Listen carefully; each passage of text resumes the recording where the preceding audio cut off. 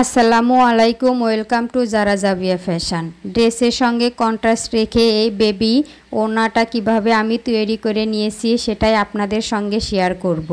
এবং ড্রেসটা কি স্টাইলে তৈরি করেছি ভিডিওটি দেখতে হলে চ্যানেলটি সাবস্ক্রাইব করে পাশে থাকা বেল আইকনে প্রেস করে রাখুন। যারা সাবস্ক্রাইব করেছেন তাদেরকে জানাই অসংখ্য ধন্যবাদ।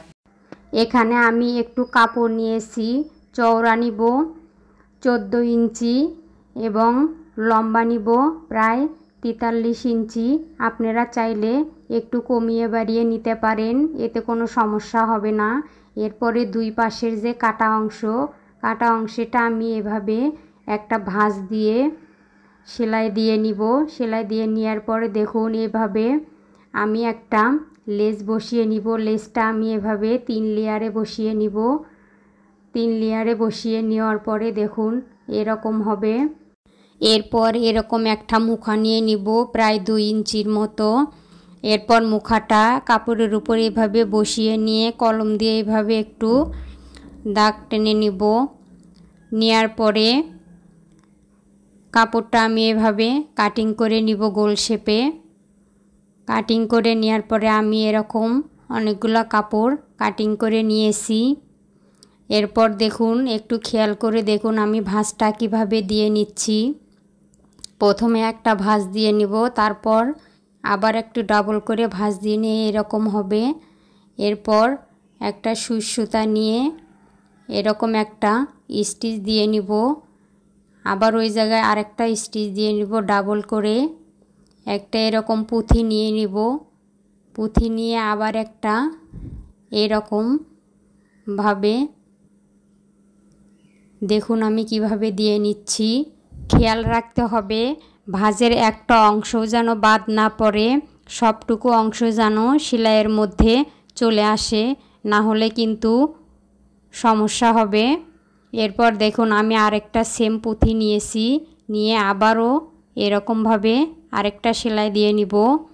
এই একইভাবে আমি পুরোটা এভাবে সুন্দর করে পুঁথি বসায় নিব। এরপর শেষের দিকে এসে একটু ভালো করে গিট দিয়ে নেবেন যাতে খুলে না যায়। দেখুন কত সুন্দর হয়েছে। এরপর আমি ওড়নার 2 সাইডে এভাবে বসিয়ে নিব। একটু খেয়াল করে দেখেন আমি কিভাবে বসিয়ে নিচ্ছি। প্রথমে এরকম একটা সেলাই দিয়ে নিব, এরপর ওখানে ডাবল আরেকটা সেলাই দিয়ে নিব। সেলাই দিয়ে নেওয়ার পরে এরকম আমি 2টা পুঁথি নিয়ে নিব। এটাকে সম্ভবত পাল পুঁথি বলে। এরপর আমি ওড়নার অংশে এভাবে একটা সেলাই দিয়ে নিব। নেওয়ার পরে সেম ওখানে আবারও একটা এরকমভাবে ডাবল সেলাই দিয়ে নিব। সেলাই দিয়ে নেওয়ার পরে সেম পুঁথির মধ্যে আবার এভাবে এভাবে দিয়ে নিব। দিয়ে নেওয়ার পরে আবার সেম ওই কাপড়ের ভিতর দিয়ে আবার উপরে উঠায় নিব। দেখুন এইভাবে করলে আর খুলে যাওয়ার কোনো সম্ভাবনা থাকবে না। এরপর নিচের অংশে যে এভাবে একটু সেলাই দিয়ে নিব।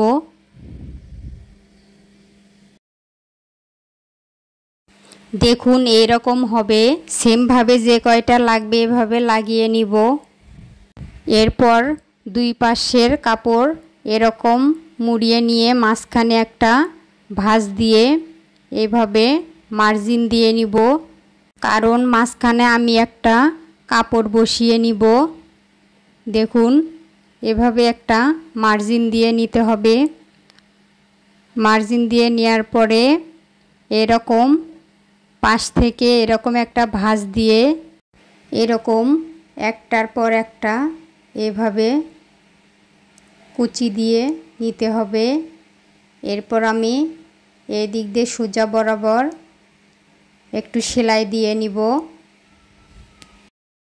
দেখুন এইভাবে আমি সেলাই দিয়ে নিয়েছি। এরপর এরকম এক্সট্রা একটা কাপড় বসিয়ে নিব। আপনারা চাইলে এটা নাও দিতে পারেন, সমস্যা নেই। ওই রকম রাখতে পারেন। কাপড়টা আমি 4 ইঞ্চি এভাবে কাটিং করে নিয়েছি। এরপর কোনা বরাবর এভাবে বসিয়ে নিব। ড্রেসের সঙ্গে কন্ট্রাস্ট রেখে আমি কাপড়টা লাগিয়ে নিচ্ছি। দেখুন এভাবে মুড়িয়ে এভাবে একটু ভিতর দিকে দিয়ে পুরোটা সেলাই দিয়ে নিব।